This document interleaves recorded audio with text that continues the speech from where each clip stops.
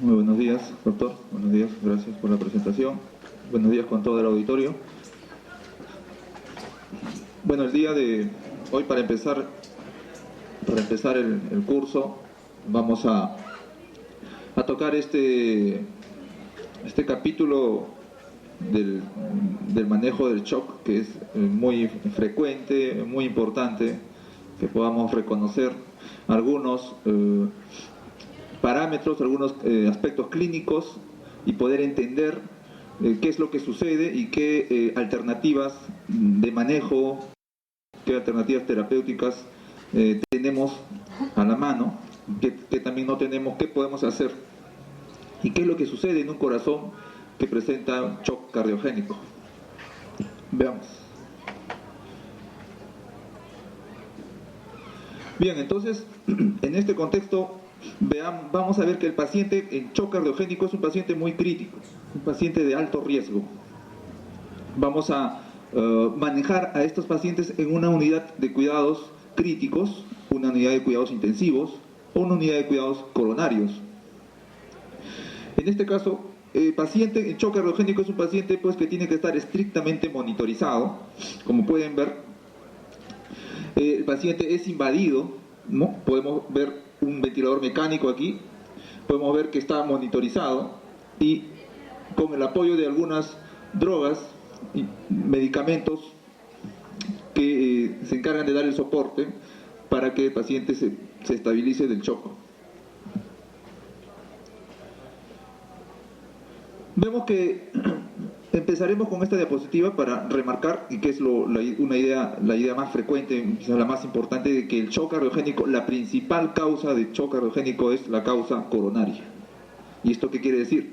El síndrome coronario agudo ST elevado es aquel síndrome en el cual una placa ateromatosa de una arteria coronaria se ha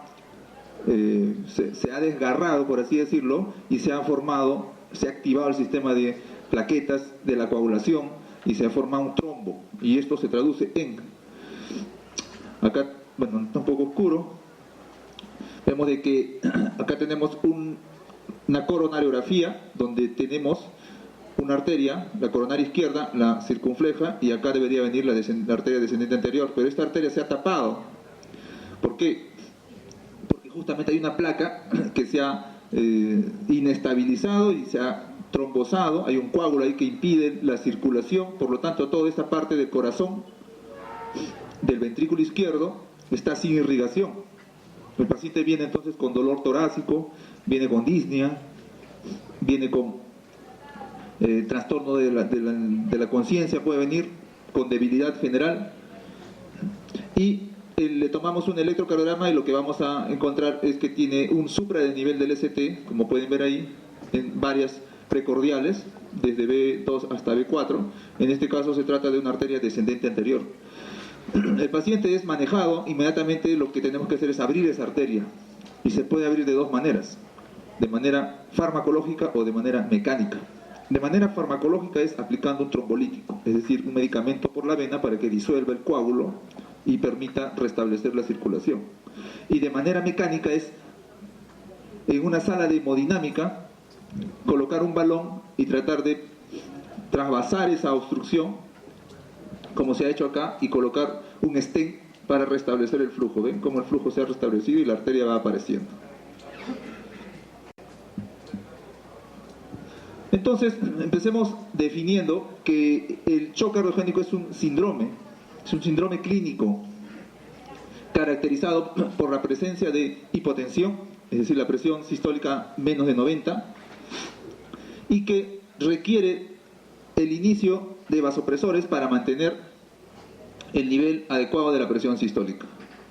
A la vez, vamos a encontrar como otra característica el índice cardíaco. Ayer hablamos sobre fisiología cardíaca básica y mencionamos que el índice cardíaco es la medida del corazón, del flujo sanguíneo, es decir, la cantidad de sangre que expulsa el corazón en un minuto dividido entre la superficie corporal. Y el índice cardíaco es menos de 1.8 para que el paciente cumpla criterios de shock, sin soporte, es decir, sin el apoyo de drogas, de noradrenalina, de dobutamina, entre otras. Y si utilizamos estos fármacos, tiene que ser el índice menos de 2.2 para poder decir que este paciente está en shock cardiogénico. A la vez, las presiones de llenado del ventrículo izquierdo están elevados. ¿Y eso en qué se traduce? Un ventrículo izquierdo que tenga abundante presión. ¿Por qué? Porque el ventrículo izquierdo, como está infartado, no se contrae, no expulsa la sangre hacia la aorta, y por lo tanto la sangre se va acumulando, aumenta la presión intraventricular, y esta presión se transmite a la aurícula izquierda y a las venas pulmonares y al pulmón. Por lo tanto, el paciente va a empezar a presentar disnea porque hay aumento de presión sanguínea en las venas pulmonares, en el capilar pulmonar, y puede haber incluso congestión pulmonar o edema agudo de pulmón, y eso se manifiesta con disnea. Entonces, estas presiones de llenado del ventrículo izquierdo, a la larga, la manifestación es la disnea, ¿no? Evidencia de hipoperfusión. Nuestro paciente va a presentar al examen físico extremidades frías, disminución del flujo urinario, oliguria o anuria, alteración del estado mental, puesto que la presión está disminuida, y vamos a encontrar algunos marcadores sanguíneos que van a estar incrementados, como el lactato, y eso se detecta en un agar.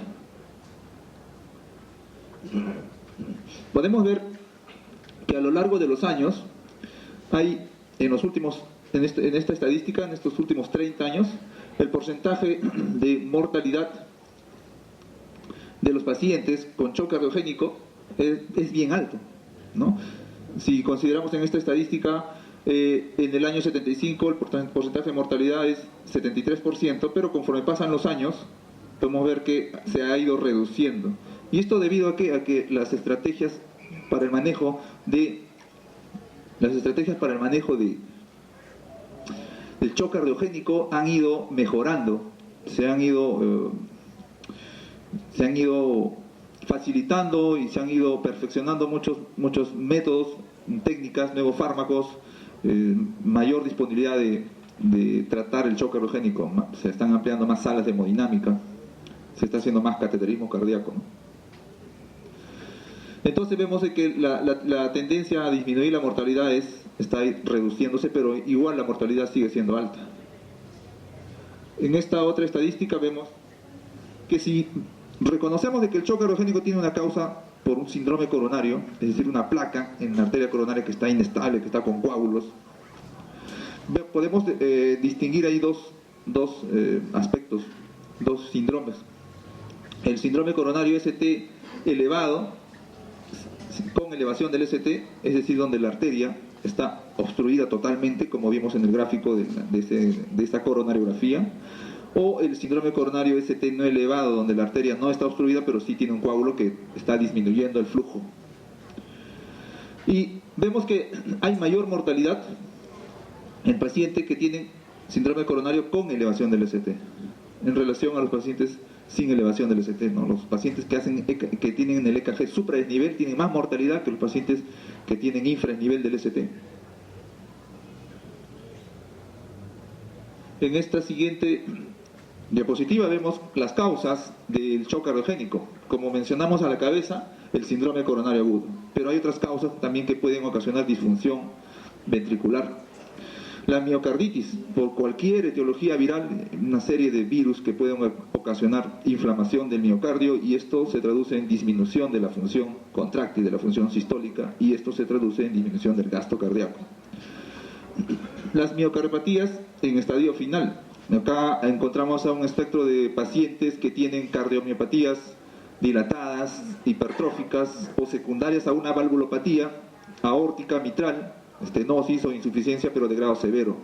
El paciente puede llegar a un momento en que se vuelva inoperable y pues uno no puede cambiar la válvula, no puede hacer nada más, solamente se le brinda manejo paliativo, control de los síntomas, pero este paciente a la larga va a continuar su historia natural de la enfermedad y el corazón se va a dilatar, va a contraerse menos, la fracción de eyección cada vez se va a reducir más, y en un momento vienen al año una vez, al siguiente año vienen 3 veces, al siguiente año vienen 10 veces por insuficiencia cardíaca descompensada, y llega un momento en que ya no vienen, porque ya se mueren. Son corazones que ya están en un estadio final, y estos pacientes fallecen también por shock cardiogénico. La contusión miocárdica luego de un traumatismo torácico también, la patología endocárdica pericárdica, acá estamos hablando de cuadros infecciosos como endocarditis, o ruptura de un músculo papilar, que ocasiona una disfunción severa de la válvula. Y si nos introducimos, para desglosar un poquito las causas específicas del síndrome coronario agudo que ocasionan shock cardiogénico, vamos a ver que en el infarto ST elevado podemos encontrar en algunos pacientes insuficiencia mitral severa. Y esto a que la válvula mitral, para que pueda funcionar, necesita trabajar en conjunto, porque es todo un aparato valvular. Necesita también que el músculo papilar de la válvula mitral también esté en perfectas condiciones. Pero si tenemos un infarto que afecte la irrigación del músculo papilar de la válvula mitral, este músculo no se va a contraer, por lo tanto la válvula mitral va a estar insuficiente. En este caso el paciente comienza a presentar disnea, uno le hace el ecocardio y encuentra una insuficiencia mitral severa. Si se revasculariza, es decir, se restablece la circulación, la válvula mitral con las horas se va recuperando. No hay que cambiar la válvula, sino hay que revascularizar en este caso. Rotura del septum interventricular no es muy frecuente, pero sí también ocasiona shock, ¿no? Un infarto que afecte la zona septal va a ocasionar un shunt y el flujo sanguíneo va a irse de izquierda a derecha. Y esto puede ocasionar el shock cardiogénico. La falla ventricular derecha, estamos hablando acá de los pacientes con infarto de cara inferior, coronaria derecha, que afecte en algún porcentaje, 30-40%, disfunción ventricular derecha.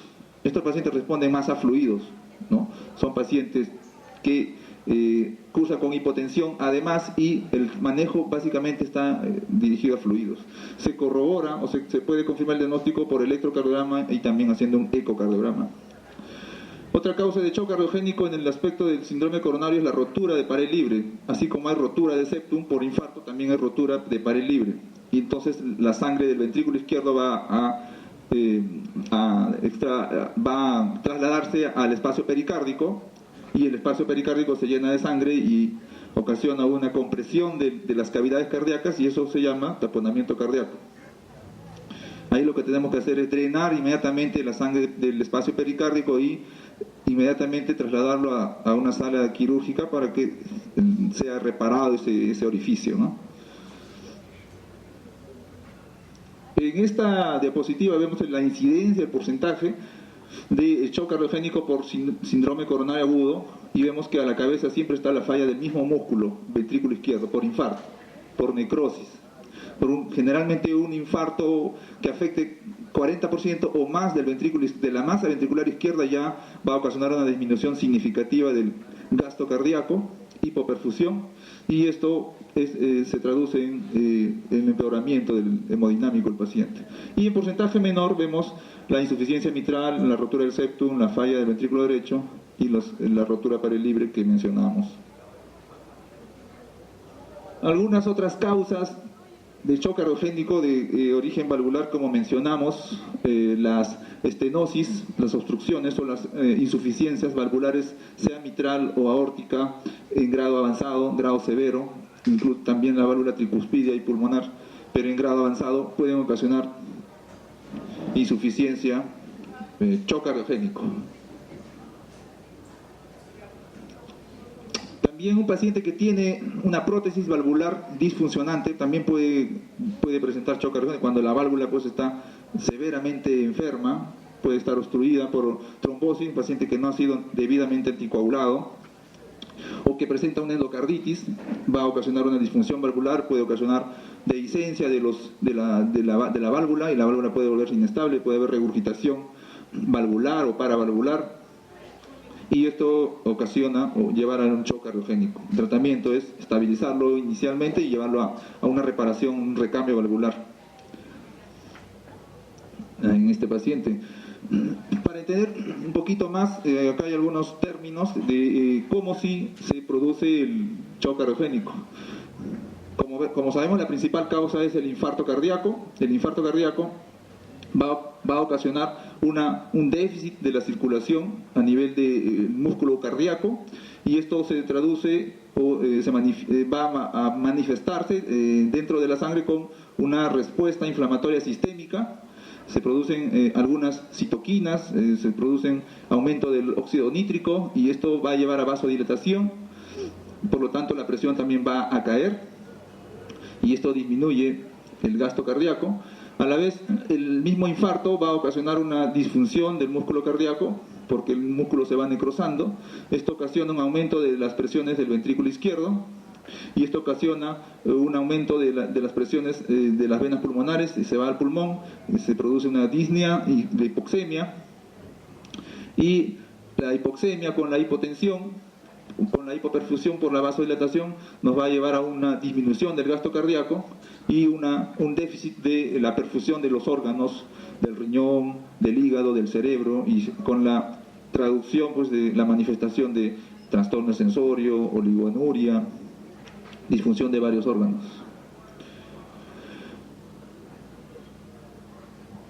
Las manifestaciones clínicas, como ya lo estamos entendiendo, es compromiso del estado de conciencia. El paciente va a estar soporoso, va a estar un poco confuso, hasta puede estar inconsciente.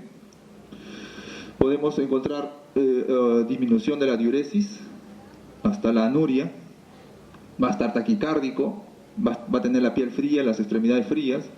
Al examen físico podemos encontrar crepitantes, por el aumento de la presión del ventrículo izquierdo, se va a producir edema agudo de pulmón en algunos casos, no en todos, otros pueden presentar solo congestión pulmonar, crepitantes en 2/3 inferiores o en tercio inferior de ambos campos pulmonares, o también tener un pulmón todavía limpio, pero presentar disnea. Algunos pacientes presentan ruidos, a la presencia del tercer ruido cardíaco o galope. Sigamos viendo los signos clínicos de hipoperfusión periférica. Podemos encontrar un paciente en shock cardiogénico sin hipotensión también. En un principio, el paciente con shock cardiogénico todavía no presenta signos clínicos de hipoperfusión, es decir, todavía puede estar consciente, todavía puede estar algo caliente, pero a expensas de la vasoconstricción. Puede haber una marcada vasoconstricción y esto va a restringir la perfusión de algunos órganos como el riñón, el hígado, que ya se van a ver afectados, pero se aumenta la presión de algún grado para determinados órganos, para el cerebro y para otros órganos. El paciente todavía puede estar con la presión conservada, pero ya está empezando a manifestar el shock cardiogénico. Si vamos a ver la analítica, el paciente llega crítico a la unidad de shock trauma, vemos, le tomamos un AGA y podemos constatar el aumento del ácido láctico. Esto debido a que la disminución del gasto cardíaco va a producir un consumo de todo el mecanismo de consumo de oxígeno general, y a la larga, como hay una disminución del gasto cardíaco, las células tienden a tomar energía, pero por la vía anaerobia, y esto va a producir un incremento del ácido láctico. Lo vemos en el AGA. A mayor ácido láctico es de peor pronóstico. Tal es así que un ácido láctico más de 4, ¿no?, tiene bastante probabilidad de muerte intrahospitalaria. A la vez, el riñón se va a ver afectado, como mencionamos, la oligoanuria, y si lo dosamos en la sangre, en el perfil bioquímico vamos a encontrar un incremento de la urea de creatinina. El paciente puede llegar hasta la diálisis de apoyo. Y si medimos algunos marcadores del hígado, las transaminasas también van a verse incrementadas. Lo normal es de 40 o menos. Pacientes han llegado hasta 2.000, 3.000 de transaminasas. Entonces, todos estos cambios internos, bioquímicos, lo podemos detectar y nos van a decir cómo está yendo este paciente. Se supone que si nosotros revertimos el cuadro inmediatamente, no debemos de llegar a estos niveles de séricos, y lo que vamos a tratar de revirtiendo, manejando adecuadamente el cuadro, es de que estos niveles van a ir disminuyendo progresivamente con el tiempo. Algunos parámetros hemodinámicos que ya inicialmente lo mencionamos. Tenemos que el índice cardíaco en el shock cardiogénico está reducido, menos de 2.2 litros. El en pacientes que tienen soporte con vasopresores y menos de 1.8 en pacientes que no tienen soporte. Y la presión capilar pulmonar, que se puede medir a través de un catéter Swan-Ganz, colocando un catéter a nivel de la arteria pulmonar o por método ecocardiográfico, es la presión capilar pulmonar, está más de 18. Mientras más elevado esté, el paciente tiene harta probabilidad de que se congestione y llegue al edema agudo de pulmón. Por lo tanto, insuficiencia respiratoria, ventilación mecánica y todo esto. La ecocardiografía, que es un método en el cual nos ayuda para poder diagnosticar y también poder dirigir la terapia, es una estrategia que debemos contar a la mano, ¿no?, en las unidades críticas. Mediante esta podemos identificar la fracción de eyección, es decir, la cantidad, el porcentaje de volumen sistólico que es eyectado del ventrículo izquierdo a la aorta. Lo normal es que sea más de 55. Lógicamente, un paciente que está en shock cardiogénico debe estar por lo menos 30 o 20% o menos de fracción de eyección. También a través del ecocardiograma podemos identificar algunas complicaciones mecánicas si el paciente está haciendo shock cardiogénico o por falla de mismo músculo, ventrículo izquierdo, o por presencia de una rotura de septum o de pared libre, o podemos identificar también el taponamiento cardíaco. Podemos medir también la presión de la aurícula izquierda a través para poder saber más o menos cuánto manejar la precarga y cuánto de volumen tiene este paciente para poder restringir o no. Y también podemos medir el gasto cardíaco por método ecocardiográfico, calculando el volumen sistólico, multiplicándolo por la frecuencia cardíaca. Entonces, este es un método, una herramienta que nos permite diagnosticar y dirigir la terapia en el paciente con shock cardiogénico. Algunos factores de riesgo relacionados a quienes tienen más probabilidad de hacer shock cardiogénico: pacientes mayores de 65 años, 70, 80 peor aún, del sexo femenino, pacientes diabéticos, ¿no? Generalmente estos pacientes van con enfermedad multivaso, laterosclerosis. Multivaso me refiero a enfermedad aterosclerótica de los tres vasos, la coronaria izquierda, la DA, la circunfleja.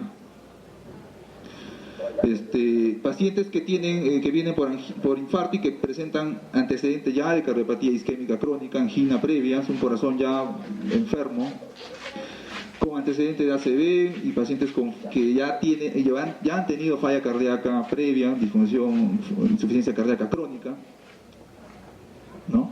La historia natural de los pacientes con insuficiencia cardíaca crónica es que si no son manejados adecuadamente, a la larga van a seguir viniendo por insuficiencias cardíacas descompensadas agudas, ¿no? Al año, como le digo, viene una vez, después vienen 3 veces, después vienen 10 veces al año, lo vemos en la emergencia por insuficiencia cardíaca, ¿no? Y en un momento en que no viene. Así como mencioné estos factores de estos parámetros que me indican quiénes tienen más probabilidad de hacer shock cardiogénico, también hay algunos scores, se han creado algunos scores ya un poco más organizados, donde se considera la edad, la presión sistólica, el pulso, la talla y otros factores más, en el cual yo puedo colocar un puntaje según, por ejemplo, la edad, y al final voy sumando cuántos puntos tiene y obtengo una probabilidad de shock en los pacientes, ¿no? Son scores que se han diseñado. Este es un score general. Acá hay otro score en el cual el paciente, específicamente para un paciente con síndrome coronario ST elevado, igual se consideran algunos factores allí, y después voy sumando y establezco la probabilidad en porcentual, ¿no? 50%, un paciente que tiene 160 puntos allí. Entonces, ya quizás enmarcando todo, vemos que el shock cardiogénico, el diagnóstico es clínico, ¿no? El diagnóstico lo podemos obtener viendo al paciente, observando los síntomas y tocando al paciente, ¿no? Y, utilizando nuestros sentidos: la vista, identificando la disnea, identificando la saturación de oxígeno, viendo cuánto tiene de presión; la ocultación, el oído, para poder identificar si tiene crepitantes o no, lo más probable es que lo tenga, ¿no? La ocultación para poder escuchar el tercer ruido cardíaco, y tocando al paciente para ver si está la piel fría o caliente. paciente que tiene la piel caliente probablemente no sea un shock cardiogénico, ¿no? O sea, todo es la suma de todo, ¿no? Es fundamental para su tratamiento, entonces, el diagnóstico precoz del síndrome coronario agudo. Un electrocardiograma, el electrocardiograma es básico, ya nos permite dirigir y saber qué es lo que vamos a hacer. Y también es importante reconocer qué grupo de pacientes está en mayor riesgo, un paciente senil, un paciente diabético, que ya ha tenido insuficiencia cardíaca previa, tiene más probabilidad de que llegue al shock cardiogénico. El electrocardiograma nos sirve para poder identificar si es un ST elevado o un ST no elevado. El manejo es distinto. En un paciente con ST elevado inmediatamente sabemos que tenemos que ir a abrir la arteria, si no contamos con una sala de hemodinámica y estamos en un policlínico o en provincia, tenemos que trombolizar al paciente, ¿no? Aplicar medicamentos para disolver el coágulo que está obstruyendo la arteria, pero tenemos que primero reconocer bien que se trata de un síndrome coronario agudo de ST elevado. Y si contamos con sala de hemodinámica, pues tenemos que inmediatamente activar el sistema de hemodinámica, consultar con el servicio de cardiología para que el paciente ingrese a la sala y se le abra la arteria con balón y se le coloque un stent. El electrocardiograma nos permite no solamente diferenciar si se trata de un ST elevado, sino también la presencia de bloqueos de rama derecha e izquierda. La izquierda más va con sospecha de una obstrucción de la arteria también. Los infartos de la localización anterior, que son los que están más relacionados en porcentaje con shock cardiogénico, luego siguen los de cara inferior, que se relacionan con infarto del ventrículo derecho. Entonces los infartos de cara anterior son los que tienen más probabilidad de ser shock cardiogénico. Los bloqueos, pacientes que tienen infarto y trastornos de la conducción también tienen probabilidad de ser shock. Se asocian con infartos de mayor extensión. Los infartos más extensos puede ser un infarto anterior extenso, un paciente con infarto anterior anterolateral e inferior. Entonces estos pacientes tienen más probabilidad de ser shock cardiogénico que un paciente con un infarto inferior o paciente con un infarto lateral, de cara lateral, por ejemplo, ¿no? Acá hay una clasificación muy buena para poder diferenciar en qué contexto clínico está el paciente. El shock cardiogénico lo vemos acá. Esta es una tablita muy práctica, siempre se las explico a los residentes que van a rotar a la unidad coronaria. Y en esta clasificación de Forrester vemos de que se relacionan dos parámetros. El índice cardíaco, ¿no?, que lo podemos medir por ecocardio o lo podemos medir a través de un catéter Swan-Ganz, y la presión capilar pulmonar, que también lo podemos medir por método invasivo, ¿no?, por un catéter Swan-Ganz o por un ecocardiograma. Pero estos parámetros, ¿no?, por uno dice, ¿cómo no tengo Swan-Ganz? Estoy en un policlínico, estoy en provincia, no tengo Swan, ¿cómo voy a hacer la medición? Pero hay parámetros clínicos que me pueden más o menos decir en qué lugar me encuentro, en qué espectro clínico me encuentro. Por ejemplo, en este lado tenemos el índice cardíaco. El índice cardíaco se define en shock menos de 2.2. Si tiene más de 2.2, tiene un buen índice cardíaco. Eso quiere decir que el paciente está bien perfundido, el corazón bombea bien, y si uno toca al paciente está calientito. Pero si el índice cardíaco está a menos de 2.2, este corazón no está bombeando bien, el paciente va a estar frío, sudoroso, con trastorno de la conciencia, oligúrico, ¿no? Entonces, clínicamente uno puede decir, acá el paciente está frío y acá el paciente está caliente. Acá tiene presión baja, acá el paciente tiene su presión normal.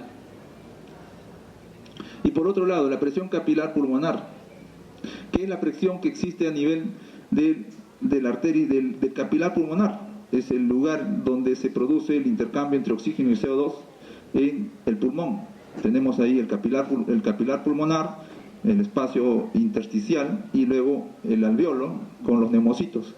Ese tabique, ese espacio microscópico es el espacio capilar pulmonar. ¿Se puede medir esa presión? Sí se puede medir por catéter Swan-Ganz o por ecocardiograma. Y si nosotros encontramos que tenemos una presión capilar menos de 18, estamos bien. No hay tanta presión capilar, por lo tanto no va a extravasar hacia el alveolo. El paciente va a estar respirando bien, no va a tener disnea, ¿no? Y si uno ausculta, ese pulmón está limpio. Pero si la presión capilar pulmonar está incrementada, más de 18, hay mayor presión hidrostática dentro del capilar y va a extravasarse al espacio intersticial y va a extravasar luego al alveolo. Por lo tanto, vamos a auscultar crepitantes y el paciente va a presentar disnea. Entonces acá clínicamente podemos saber que si el paciente a la auscultación no tiene crepitantes y no tiene disnea, la presión capilar debe estar menos de 18. Pero si el paciente tiene crepitantes y está disneico, la presión capilar va a estar, suponemos que debe haber superado el límite de 18.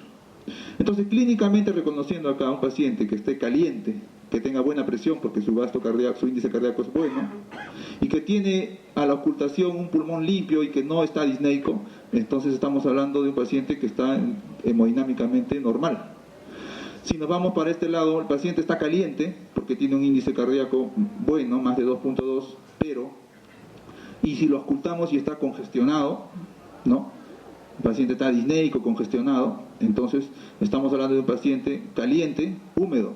Caliente porque tocamos y está caliente, y húmedo porque si auscultamos vamos a encontrar crepitantes en los pulmones. Entonces, presión capilar más de 18, pulmón congestionado, gasto cardíaco más de 2.2, paciente tiene buena presión y está caliente. Esto no es un shock. Está congestionado el paciente, pero no es un shock cardiogénico. ¿Qué es lo que pasa? Tiene mucha presión, hay un aumento de la postcarga, de la resistencia vascular sistémica, y se ha congestionado.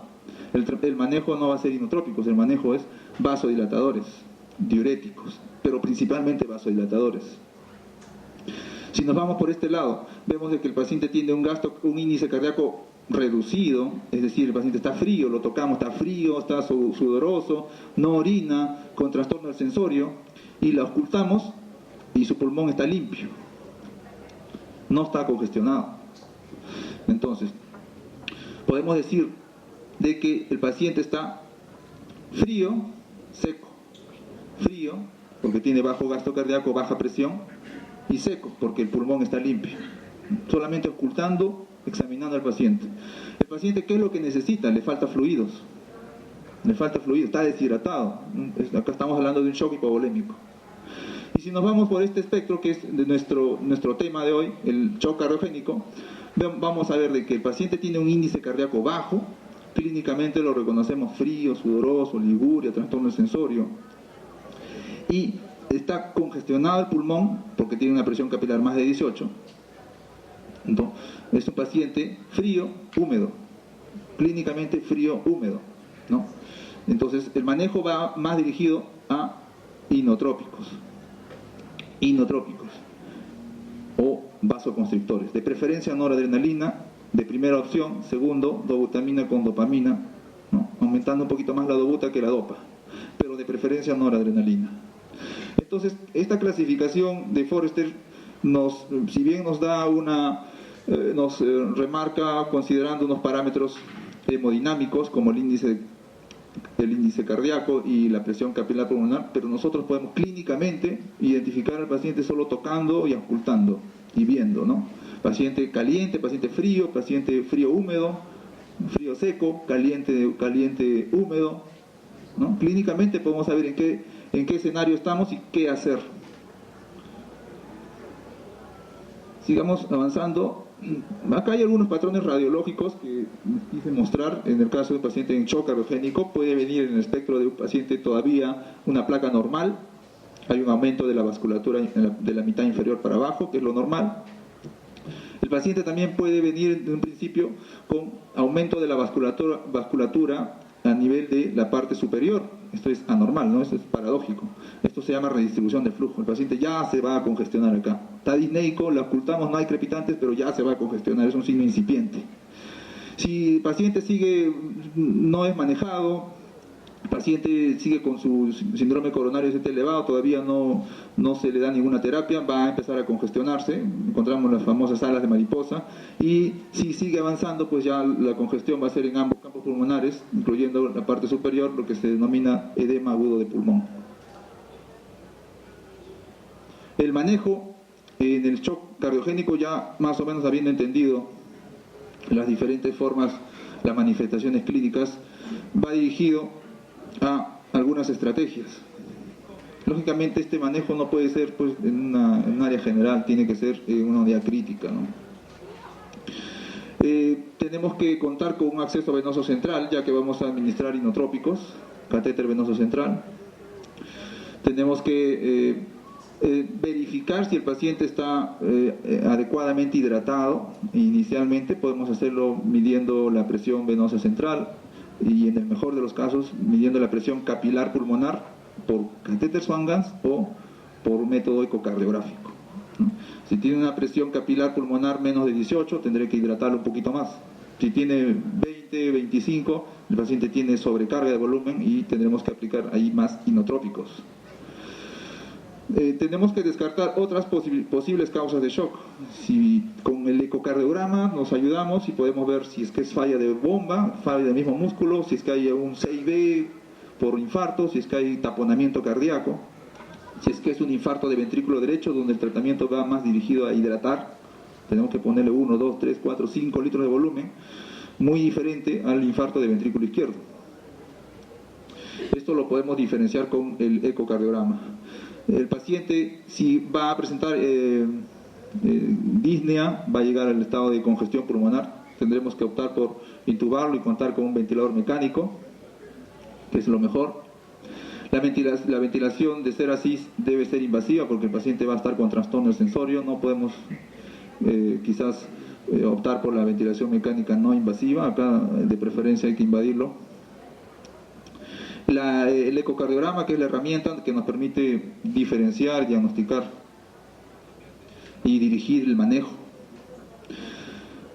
Continuando, nos podemos apoyar de algunos medicamentos que son los inotrópicos, vasopresores, para establecer o conseguir una presión arterial media de entre 65 y 75. Acá tenemos la noradrenalina, tenemos la dobutamina, dopamina, levosimendan. Y podemos ir o usando una de ellas o combinando, según el monitoreo hemodinámico y clínico que tengamos con el paciente en el transcurso de la estancia en la área crítica, ¿no? Tenemos que hacer monitoreo invasivo o no invasivo, con Swan-Ganz o con ecocardiograma. En algunos pacientes se puede usar el balón de contrapulación intraaórtico. Este es es una consola que sirve para trabajar con un balón de contrapulación. Más adelante tengo un esquema para entender un poco esto. Pero este es un método que se ha discutido últimamente en el estudio SHOCK 2, que es el último estudio que justamente verifica si es que realmente el balón de contrapulsación es beneficioso, ¿no? Y se ha visto de que no es beneficioso, que con o sin balón la mortalidad a la larga es la misma.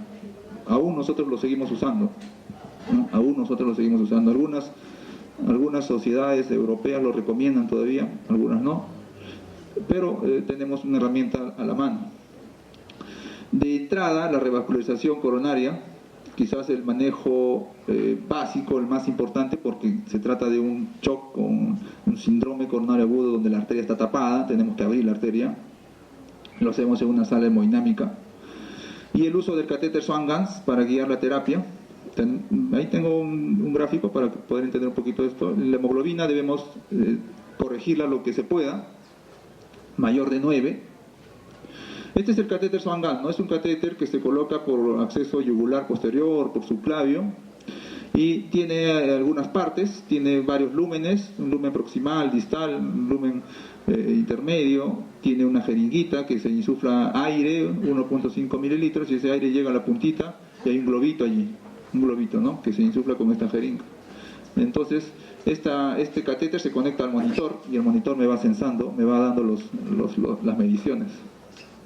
Entonces, nosotros vemos que este catéter lo introducimos a través de la vena yugular o la vena subclavia, llega al ventrículo derecho, a la aurícula derecha, perdón, llega al ventrículo derecho, sube, porque insuflamos el globito y el globito es llevado por el torrente sanguíneo en esta dirección y se enclava, ¿no?, en la arteria pulmonar, o rama derecha o rama izquierda, de preferencia la derecha, ¿no? En este caso, el globito llega hasta un momento en que ya no ingresa más, ¿no? Ya no ingresa, se atraca. Y acá vemos radiológicamente cómo es el catéter que ha llegado, ha traspasado la aurícula, ventrículo, pulmonar y se ha ido a una rama, ya no llega, se ha enclavado. Allí insuflamos el globito y medimos allí la presión, porque esto está conectado al monitor. Medimos la presión en esa zona donde se ha enclavado y eso es lo que se llama la presión capilar pulmonar, que nos sirve para el monitoreo hemodinámico y el manejo de estos pacientes. El manejo primordial es, como les decía, abrir la arteria, ¿no? Es un paciente que está chocado, el manejo va dirigido a abrir la arteria, no se ve bien acá, pero acá debería estar la arteria descendente anterior. En este caso es una sala especializada, pocos hospitales lo tienen, algunas clínicas, y el paciente está intubado, el paciente está sedado, si es que está crítico. Los médicos son cardiólogos hemodinamistas que se encargan de, a través de catéter por acceso femoral o radial, y se ingresa al corazón y se logra visualizar inyectando sustancia de contraste, se pintan las arterias y se puede identificar qué arteria es la que está obstruida, en este caso es la descendente anterior, se abre, se pone un balón, se pone un stent y se restablece la circulación, allí aparece la arteria. Lógicamente, mientras más precoz sea es mejor, mientras más se demore hay mayor mortalidad. Se puede hacer una angioplastía primaria hasta las 12 primeras horas, lógicamente más beneficioso a la primera hora, segunda hora, ¿no? 9, 10 horas ya se puede intentar, pero el beneficio no es tanto porque el músculo ya se ha muerto. El manejo percutáneo, aquí me llamó mucho la atención este esquema. Vemos un ventrículo izquierdo, se ha inyectado sustancia de contraste al ventrículo izquierdo, este es el ventrículo izquierdo, esta es la aorta, ¿no? Y vemos de que hay un pasaje de la sustancia de contraste del ventrículo izquierdo hacia este espacio, no debe haber, ¿no? Este paciente tiene un infarto con un CIB que ha sido identificado administrando sustancia de contraste. También se puede identificar con el ecocardiograma, ¿no? Este paciente está inestable, está chocado. Lo que se hace es intentar el manejo percutáneo, es decir, a través de catéteres, de cerrar ese orificio. Acá lo hemos hecho pocas veces, quizás en pacientes de alto riesgo que van a entrar a la sala, pacientes muy seniles, que tienen harta probabilidad de mortalidad en sala de operaciones. Entonces le damos el chance de poder cerrar con un parche. Ese parche es un dispositivo que se llama Platzer, que es una especie de sombrilla, ¿no? Se pone a través de un catéter, y se identifica dónde está el orificio, en este caso acá, se pone esta sombrilla y tapa el CIB, lo tapa, se obstruye. En este caso se hace un control angiográfico, se inyecta la sustancia de contraste y ya no pasa el líquido hacia el ventrículo derecho, todo se queda en el ventrículo izquierdo. Inicialmente noten esto, ¿no? Entonces es una forma también quizás de emergencia que se le puede brindar a algunos pacientes quizás de alto riesgo. El balón de contrapulsación que les decía, que es el dispositivo que ya está en discusión, usar o no usar, dice que la mortalidad es la misma. Es un dispositivo de asistencia ventricular. Este es todo un tema de hablar, pero consiste en colocar un balón, que es este globito, se coloca a través de la arteria femoral, se sitúa a nivel de la aorta descendente y tiene dos funciones: se insufla y se desinsufla, y esto lo hace con un gas que es helio, que es todo bombeado por este aparato que se llama consola. Entonces este balón está conectado por un cable que va hacia este aparato. En el momento que el balón se desinsufla, crea una presión negativa a nivel de esta zona y por lo tanto, como que aspira el ventrículo izquierdo de lo que contrae, encuentra menos resistencia porque hay presión negativa acá y trabaja menos, se consume menos oxígeno, menos isquemia, el paciente mejora su presión. Y cuando se insufla, el balón eyecta la sangre hacia arriba y hacia abajo, o sea, bombea. Cuando inyecta hacia arriba, se perfunden las carótidas, se perfunden las subclavias, se perfunden las coronarias. Y cuando se insufla, eyecta la sangre hacia abajo y se perfunden las arterias de las ramas de la aorta abdominal, los miembros inferiores, ¿no? Entonces tiene esos beneficios. Acá vemos que una curva de presión arterial, vemos de que el balón le incrementa la presión a este nivel, ¿no? Lo normal es que sea la onda, el paciente tiene una presión, pongamos acá, de 60, pero gracias al balón la onda llega a subir hasta acá arriba, puede ser 120, 130, ¿no? Entonces el balón incrementa la presión arterial, ¿no? Este es la señal que me dice que el balón está trabajando, ¿no? Trabaja sincronizadamente con el electrocardiograma. Veamos, sigamos avanzando. Hay una definición de shock cardiogénico refractario, que es el paciente que habiendo ya revascularizado, se le ha puesto un stent, se ha sometido a cirugía de bypass, pero sigue con malos parámetros hemodinámicos. Tenemos altas dosis de inotrópicos, sigue con una presión capilar alta, los índices cardíacos son muy bajos. Tenemos que reevaluar a este paciente, a lo mejor ha hecho una complicación mecánica, un CIB, un taponamiento, una ruptura para el libre, infarto de ventrículo derecho. Hay que volver a reinvestigar. El manejo podemos guiarlo del shock cardiogénico en base a algunos parámetros, obtener una presión arterial media entre 65 y 75, la resistencia vascular debe ser entre 80 y 100, esto se consigue con el catéter Swan-Ganz. Si está menos de 100, tendremos que aplicar más medicamentos vasoconstrictores para mejorar la perfusión. Si está más de 1000, ¿no? Si está menos de 800, aumentar los vasopresores. Si está más de 1000, tenemos que reducir los vasopresores. Para eso nos sirve. Monitorizar el índice cardíaco. Si está reducido aún, tendremos que aumentar más los inotrópicos. El índice de poder cardíaco, que es una relación entre la presión arterial media y el índice cardíaco, es también otro parámetro. La saturación venosa, de preferencia debemos conseguir una saturación venosa mayor de 65, tomamos un AGA del catéter venoso central. Si tengo más de 65, estoy yendo por buen camino. Si tengo menos de 65, digo, el paciente todavía me falta, tiene un bajo gasto cardíaco. Es una forma indirecta también de saber. Y la frecuencia cardíaca debemos de tratar de bajarla, ¿no? Acá hay una tabla que nos muestra que el KILI es una clasificación de los infartos. KILI 1 es un paciente con un síndrome coronario agudo de ST elevado, pulmón limpio. KILI 2, congestión en tercio inferior. KILI 3, congestión pulmonar en todo el campo pulmonar, edema agudo de pulmón. Y el KILI 4 es el paciente que viene con un infarto pero que tiene shock cardiogénico. Entonces, la mortalidad, ¿no? El KILI es una clasificación que se hace en los pacientes con infarto, y que a mayor KILI hay mayor mortalidad, ¿no? El KILI 4 es el paciente con shock cardiogénico, 81% de mortalidad. Vemos también en esta tabla que a mayor tiempo que se demore uno en hacer la angioplastía primaria, la mortalidad aumenta, ¿no? En las primeras 3 horas hay una mortalidad todavía alta, pero es menos en relación a si lo hacemos pasadas las 12 horas, ¿no? Que casi llega al 60%.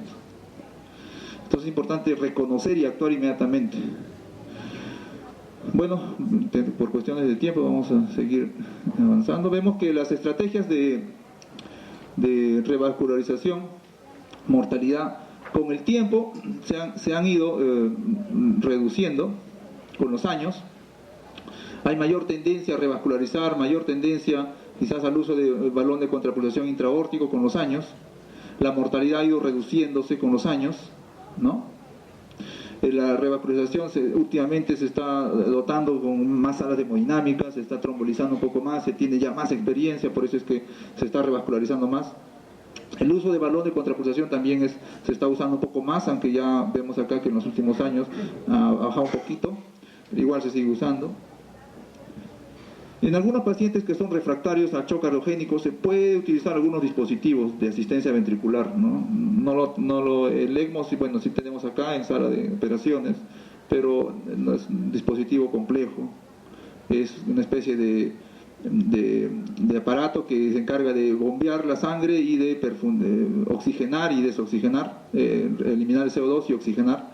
A través de se conecta en la arteria o en la vena, carótida o femoral, y cumple una especie de corazón-pulmón, ¿no? En un paciente que está en shock cardiogénico, ¿no? Lógicamente esto es algo transitorio, ¿no? Se supone que el paciente debe estabilizarse en las próximas horas, pero se le brinda un apoyo a través de este dispositivo, ¿no?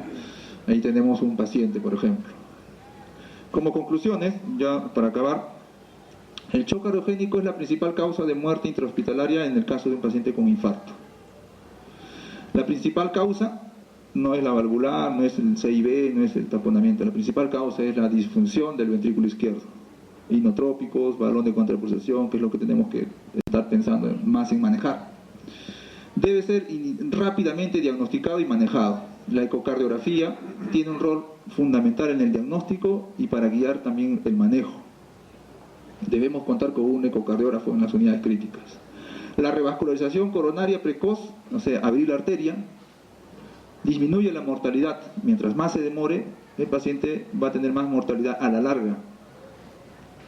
Y el monitoreo hemodinámico es, luego de las medidas iniciales, sirve para seguimiento de la terapia. El monitoreo hemodinámico puede ser invasivo o no invasivo. Invasivo con catéter, Swan-Ganz, o no invasivo con ecocardiograma. Y en el caso del shock cardiogénico refractario tenemos que reevaluar con un ecocardiograma y buscar otras causas. Y si se puede considerar, y tenemos a la mano el dispositivo de algunos dispositivos de asistencia ventricular, como ya vimos, ¿no? Y esta de acá es la última diapositiva. La revascularización coronaria precoz, abrir la arteria rápidamente, disminuye la mortalidad. En el shock cardiogénico por infarto, el monitoreo hemodinámico es importante para manejo inicial y para seguimiento de la terapia. Esto nos sirve, nos guía, si aumentamos más la noradrenalina, disminuimos la dobuta, le falta más agua. Para eso sirve el monitoreo hemodinámico. En caso de shock cardiogénico refractario tenemos que reevaluar. Esta es una diapositiva, ¿no? Bueno, es la última diapositiva, ¿no? Tenemos que reevaluar y considerar el uso de algunos dispositivos de balón de contrapulsación o dispositivos de asistencia ventricular mecánica como el ECMO. Bueno, muchas gracias.